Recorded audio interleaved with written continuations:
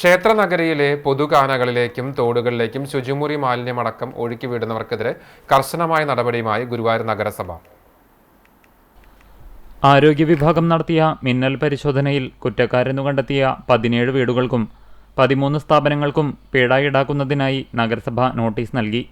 Clean city manager KC അശോകന്റെ നിർദ്ദേശപ്രകാരമാണ് നഗരസഭ ആരോഗ്യ വിഭാഗം വിവിധയിടങ്ങളിൽ പരിശോധന നടത്തിയത്. പലയിടങ്ങളിലും PVC പൈപ്പുകൾ വഴി നേരിട്ട് കാനകളിലേക്കും തോടുകളിലേക്കും മാലിന്യം ഒഴുക്കുന്നതായി കണ്ടെത്തി. ഇവർ 3 ദിവസത്തിനകം കാനകളിലേക്ക് ബന്ധിപ്പിച്ചിട്ടുള്ള പൈപ്പുകൾ നീക്കം ചെയ്യണം. പിഴത്തുക നിശ്ചിത സമയത്തിനകം അടച്ചു തീർക്കണം.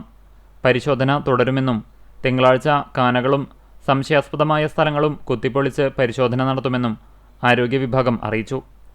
ഹെൽത്ത് ഇൻസ്പെക്ടർ അനീസിന്റെ നേതൃത്വത്തിലായിരുന്നു പരിശോധന. പബ്ലിക് ഹെൽത്ത് ഇൻസ്പെക്ടർമാരായ MD Rijesh, Suresh Kumar Peroth, KS Pradeep, AB Sujith Kumar എന്നിവരും സംഘത്തിലുണ്ടായിരുന്നു. നഗരത്തിലെ ശുചിത്വം നിലനിർത്തുന്നതിന്റെ ഭാഗമായി ഇത്തരം നിയമലംഘനങ്ങൾക്കെതിരെ വിട്ടുവീഴ്ചയില്ലാത്ത നടപടികൾ തുടരാനാണ് നഗരസഭയുടെ തീരുമാനം.